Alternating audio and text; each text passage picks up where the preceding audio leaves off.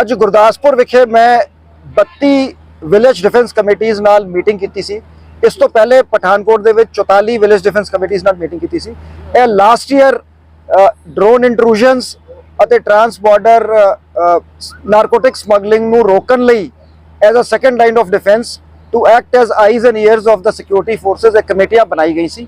Border ਤੋਂ ਜਿਹੜੇ within 5 kilometres ਜਿੰਨੇ ਪਿੰਡ ਲੱਗਦੇ ਹੈਗੇ ਤੇ ਇਹਨਾਂ ਨੂੰ ਅਸੀਂ ਜਿੱਥੇ ਚੰਗਾ ਕੰਮ ਇਹਨਾਂ ਨੇ ਕੀਤਾ ਉਹਨਾਂ ਨੂੰ ਇਨਕਰੇਜ ਕੀਤਾ।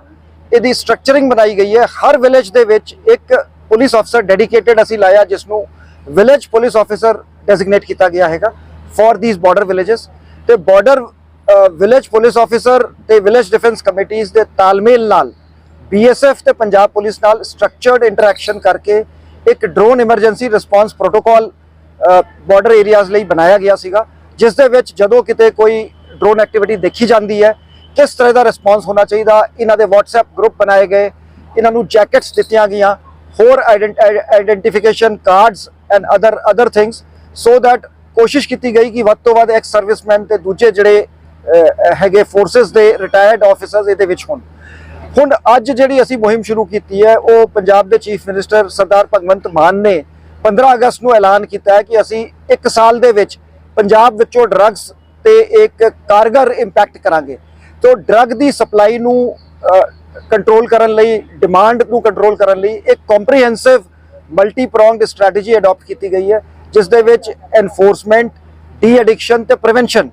ਐਨਫੋਰਸਮੈਂਟ ਦੇ ਵਿੱਚ ਜਿਹੜੇ ਵੱਡੇ ਸਮਗਲਰਸ ਹੈਗੇ ਉਹਨਾਂ ਦੀ ਪ੍ਰਾਪਰਟੀ ਸੀਜ਼ਰ ਤੇ ਫੋਕਸ ਹੈ ਤੇ ਅਸੀਂ 850 ਕਿਲੋ ਤੋਂ ਵੱਧ ਹੈਰੋਇਨ ਇਸ ਸਾਲ ਰਿਕਵਰ ਕੀਤੀ ਹੈ ਤੇ focus is on big fish. Over 2000 smugglers have been arrested ਤੇ ਇਸ ਦੇ ਨਾਲ ਜਿਹੜੇ ਪੈਡਲਰਸ ਹੈਗੇ, ਸਪਲਾਇਰਸ ਹੈਗੇ, ਜਿਹੜੇ ਪਿੰਡਾਂ ਦੇ ਵਿੱਚ ਮੁਹੱਲਿਆਂ ਦੇ ਵਿੱਚ ਜਿਹੜੇ ਡਰੱਗਸ ਨੂੰ ਸਪਲਾਈ ਕਰਦੇ ਆ ਉਹਨਾਂ ਨੂੰ ਆਈਡੈਂਟੀਫਾਈ ਕਰਕੇ ਉਹਨਾਂ ਤੇ ਨਕੇਲ ਕੱਸ ਕੇ ਉਹਨਾਂ ਤੇ ਕਾਨੂੰਨੀ ਕਾਰਵਾਈ ਕੀਤੀ ਜਾ ਰਹੀ ਹੈ। ਜਿਹੜੇ ਡਰੱਗ ਯੂਜ਼ਰਸ ਹੈਗੇ ਉਹਨਾਂ ਨੂੰ under section 64A NDPS act ਅਸੀਂ ਰੀਹੈਬਿਲਿਟੇਟ ਕਰਨ ਵੱਲ ਉਹਨਾਂ ਨੂੰ ਜੇ ਉਹ ਇੱਕ ਡੀ ਐਡਿਕਸ਼ਨ ਟ੍ਰੀਟਮੈਂਟ ਪਲਾਨ ਨੂੰ ਉਹ ਐਗਰੀ ਕਰ ਜਾਂਦੇ ਹੈ ਤੇ we will not treat them as criminals। the idea is ਕਿ ਜਿਹੜਾ ਡਰੱਗ ਯੂਜ਼ਰ ਹੈ ਉਸ ਨੂੰ ਰਿਫਾਰਮ ਕੀਤਾ ਜਾਵੇ, ਰੀਹੈਬਿਲਿਟੇਟ ਕੀਤਾ ਜਾਵੇ, ਜਿਹੜਾ ਡਰੱਗ ਵੇਚ ਰਿਹਾ ਹੈ ਉਸ ਤੇ ਕਾਨੂੰਨੀ ਕਾਰਵਾਈ ਕੀਤੀ ਜਾਏ। ਸੋ ਇੱਕ ਮਲਟੀ ਪ੍ਰੋਂਗਡ ਸਟ੍ਰੈਟਜੀ ਦੇ ਵਿੱਚ ਜਿਵੇਂ ਪ੍ਰੀਵੈਂਸ਼ਨ ਸਟ੍ਰੈਟਜੀਜ਼ ਹੈਗੀਆਂ ਕਿ sports activities, youth club, DC ਸਾਹਿਬ ਬੈਠੇ ਹੈਗੇ, ਇਹਨਾਂ ਨੇ ਕਾਫੀ ਜਿਵੇਂ ਇਹਨਾਂ ਦੀ ਐਮਪਲੋਇਮੈਂਟ ਲਈ ਜਾਂ ਸਕਿੱਲ ਡਿਵੈਲਪਮੈਂਟ ਪ੍ਰੋਗਰਾਮਸ ਵੱਲ ਜਿਹੜੇ ਯੂਥ ਆਫਟਰ ਦੇ ਅੰਡਰਗੋ ਦਾ ਡੀ ਐਡਿਕਸ਼ਨ ਪ੍ਰੋਗਰਾਮ ਉਹਨਾਂ ਨੂੰ ਇਸ ਡਾਇਰੈਕਸ਼ਨ ਵੱਲ ਅਸੀਂ ਚੈਨਲਾਈਜ਼ ਕਰਾਂਗੇ। ਸੋ ਇਹ ਸਾਰੇ ਡਿਪਾਰਟਮੈਂਟਸ ਦੇ ਸਹਿਯੋਗ ਨਾਲ sports department, police department, health department, so ਇੱਕ ਮਲਟੀ ਪ੍ਰੋਂਗਡ ਪੰਜਾਬ ਗਵਰਨਮੈਂਟ ਦੀ ਸਟ੍ਰੈਟਜੀ ਹੈਗੀ ਕਿ ਡਰੱਗ ਟ੍ਰੈਫਿਕਿੰਗ ਤੇ ਇੰਪੈਕਟ ਪਾਇਆ ਜਾਏ। ਸਰ ਇੱਕ ਤੁਸੀਂ 5 ਕਿਲੋਮੀਟਰ ਦਾ ਜ਼ਿਕਰ ਕੀਤਾ, ਇਹ 5 ਕਿਲੋਮੀਟਰ ਤੱਕ ਹੀ ਪਿੰਡ ਕਵਰ ਕਰਨੇ ਜਾਂ ਇਸ ਦੀ ਅਗਲੀ ਵੀ ਲੈਂਥ ਹੈ ਔਰ ਪਿੰਡਾਂ ਦੀ ਗਿਣਤੀ ਵਧਾਈ ਜਾਵੇ? ਸੈਕਿੰਡ ਜਿਹੜਾ ਕਿ ਰਿਸਪੌਂਸ ਜਿਹੜਾ ਤੁਸੀਂ ਕੀਤਾ ਇਨਾਮ ਦੇਣਾ ਸੀ, ਰਿਵਾਰਡ ਸ਼ੁਰੂ ਕੀਤਾ ਸੀ, ਇਹਦਾ ਰਿਸਪੌਂਸ ਕਿਵੇਂ ਜਿਹੜਾ ਡਰੋਨ ਦੇ ਨਾਲ ਜਿਹੜਾ ਇਨ ਦਾ ਫਸਟ ਫੇਜ਼ 5 ਕਿਲੋਮੀਟਰ ਤੱਕ ਦਾ ਸੀਗਾ।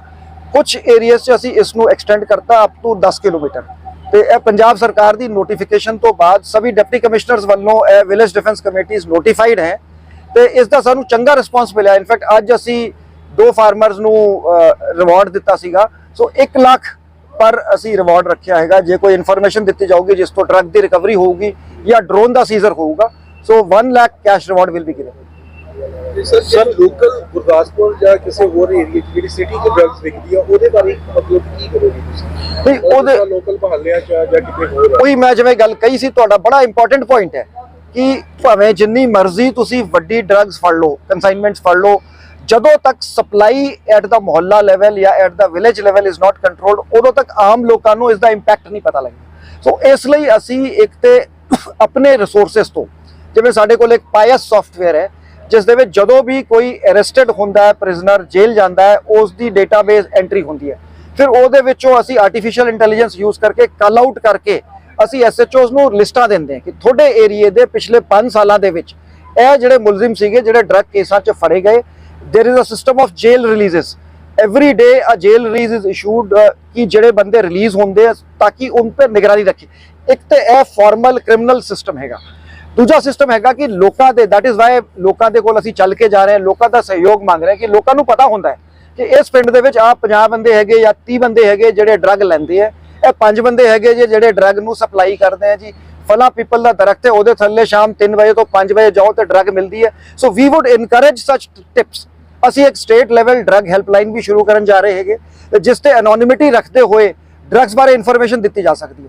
ਤੋ ਇਸ ਮੁਹਿੰਮ ਦੇ ਵਿੱਚ ਮੈਂ ਲੋਕਾਂ ਨੂੰ ਅਪੀਲ ਕਰਾਂਗਾ ਕਿ ਉਹ ਸਾਹਮਣੇ ਆਉਣ, ਸਹਿਯੋਗ ਦੇਣ, ਸੋ ਦੈਟ ਵੱਧ ਤੋਂ ਵੱਧ ਜਿਹੜੇ ਅਸਲ ਬੰਦੇ ਜਿਹੜੇ ਡਰੱਗਸ ਨੂੰ ਵੇਚਦੇ ਆ ਉਹਨਾਂ ਤੇ ਸ਼ਿਕੰਜਾ ਕੱਸਿਆ ਜਾ ਸਕੇ। ਸਰ ਗੁਰਦਾਸਪੁਰ ਪੁਲਿਸ ਨੇ ਜੀ 2 ਵਾਰੀ ਵੱਡੀਆਂ ਕਨਸਾਈਨਮੈਂਟਾਂ ਫੜੀਆਂ ਨੇ 18 ਕਿਲੋ ਦੀਆਂ, ਬਟ ਦੋਨੋਂ ਜਿਹੜੀਆਂ ਸੀਗੀਆਂ ਬਾਹਰ ਦੇ ਜ਼ਿਲ੍ਹਿਆਂ ਨਾਲ ਰਿਲੇਟਡ ਸੀਗੀਆਂ, ਗੁਰਦਾਸਪੁਰ ਦੇ ਅੰਦਰ ਦੇ ਨਾਲ, ਕਿਉਂਕਿ ਗੁਰਦਾਸਪੁਰ 'ਚ ਵੀ ਵੇਖ ਰਿਹਾ ਜੀ ਗੁਰਦਾਸਪੁਰ ਦੀ ਅਜੇ ਤੱਕ ਅੰਦਰ ਦੀ ਕੋਈ ਵੀ ਵੱਡੀ ਉਪਲਬਧੀ ਜਿਹੜੀ ਉਹ ਸਾਹਮਣੇ ਨਹੀਂ ਆਈ। ਨਹੀਂ ਦਿਸ ਆਈ ਐਗਰੀ। ਦੇਖੋ ਕੀ ਹੁੰਦਾ ਨਾ, ਜਿਹੜੀ ਡਰੱਗ ਟ੍ਰੇਡ ਹੈ ਇਹ 20-25-50 ਸਮਗਲਰ ਪਾਕਿਸਤਾਨ ਸਾਈਡ ਬੈਠੇ ਹੈ, ਕੁਝ ਵੱਡੇ ਸਮਗਲਰ ਇਸ ਸਾਈਡ ਬੈਠੇ ਹੈ। ਇਹਨਾਂ ਨੂੰ ਆਈਡੈਂਟੀਫਾਈ ਕਰਕੇ ਇਹਨਾਂ ਦੀ ਕਾਫੀ ਜਿਹੜਾ ਕੰਸਾਈਨਮੈਂਟਸ ਜਿਹੜੇ ਸਾਡੇ ਪੰਜਾਬ ਦੇ ਥਰੂ ਟ੍ਰਾਂਜ਼ਿਟ ਹੁੰਦੀਆਂ, ਕਾਫੀ ਕੰਸਾਈਨਮੈਂਟਸ ਇੱਥੇ ਕੰਜ਼ਿਊਮ ਹੁੰਦੀਆਂ, ਉਹ naturally that is information based. ਜੇ ਮੰਨ ਲਓ ਮੇਰੇ ਕੋਲ ਕਿਸੇ ਦਾ ਮੋਬਾਈਲ ਨੰਬਰ ਆ ਗਿਆ, ਮੈਂ ਉਸ ਤੇ ਟੈਕਨੀਕਲ ਵਰਕ ਕਰਕੇ ਉਸ ਨੂੰ ਫੜ ਲਿਆ, so this is my duty as a police officer. ਉਹ ਕੰਮ ਤੇ ਅਸੀਂ ਕਰਾਂਗੇ ਜਿਹੜੇ ਵੱਡੇ ਆਪਰੇਸ਼ਨ ਹੈ। ਐਟ ਦਾ ਸੇਮ ਟਾਈਮ ਜਿਹੜਾ ਤੁਸੀਂ ਕਿਹਾ ਹੈਗਾ ਉਹ ਬਹੁਤ ਜ਼ਰੂਰੀ ਹੈ, ਕਿਉਂਕਿ ਲੋਕਾਂ ਤੇ ਇੰਪੈਕਟ ਤਾਂ ਹੀ ਹੋਊਗਾ ਜਦੋਂ ਸਾਨੂੰ ਲੱਗੂਗਾ ਕਿ ਸਾਡੇ ਏਰੀਆ 'ਚ ਜਿਹੜੀ ਡਰੱਗ ਵਿਕ ਰਹੀ ਹੈ ਉਸ ਤੇ ਕੰਟਰੋਲ ਹੋ। ਸਰ ਇੱਕ ਸੀਐਮ ਸਾਹਿਬ ਨੇ ਕਿਹਾ ਸੀ ਕਿ 15 ਅਗਸਤ ਤੋਂ ਨਸ਼ੇ ਦੇ ਖਿਲਾਫ ਇੱਕ ਵਿਆਪਕ ਮੁਹਿੰਮ ਸ਼ੁਰੂ ਕੀਤੀ ਜਾਏਗੀ। ਕੀ ਇਹ ਉਸ ਦਾ ਹੀ ਹਿੱਸਾ ਹੈ? ਉਸ ਦਾ ਹੀ ਹਿੱਸਾ ਜਾਂ ਕਿ ਉਸ ਦੇ ਵਿੱਚ ਕੋਈ ਐਕਸਟਰਾ ਵੀ ਕਰੋਗੇ? ਨੋ ਉਸ ਦਾ ਹੀ ਹਿੱਸਾ ਹੈ। ਜਿਵੇਂ ਮੈਂ ਕਿਹਾ ਮਲਟੀ ਪ੍ਰੋਂਗਡ ਸਟ੍ਰੈਟਜੀ ਹੈ। ਉਹਦੇ ਰਿਜ਼ਲਟ ਤੁਹਾਨੂੰ ਲੱਗਦੇ ਨੇ ਕਿ ਉਸ ਲੈਵਲ ਤੇ ਟਰੈਕ ਕਰੀ ਜਾ ਰਹੀ ਹੈ? ਕੁਝ ਲੋਕ ਜਿਹੜੇ ਦੇਖੋ ਜੀ, ਜਿਵੇਂ ਮੈਂ ਕਿਹਾ ਕਿ ਸ਼ਾਇਦ ਮੈਂ just let me reply to him. ਮੈਂ ਪਹਿਲੇ ਕਿਤੇ ਕਿਹਾ ਸੀਗਾ ਕਿ 78000 FIR ਹਿੰਦੁਸਤਾਨ 'ਚ ਦਰਜ ਹੁੰਦੀ ਹੈ NDPS ਐਕਟ ਦੀ, ਜਿਸ ਦੇ ਵਿੱਚ 13 ਤੋਂ 14,000 ਪੰਜਾਬ ਦੇ ਵਿੱਚ ਦਰਜ ਹੁੰਦੀ ਹੈ। ਤਕਰੀਬਨ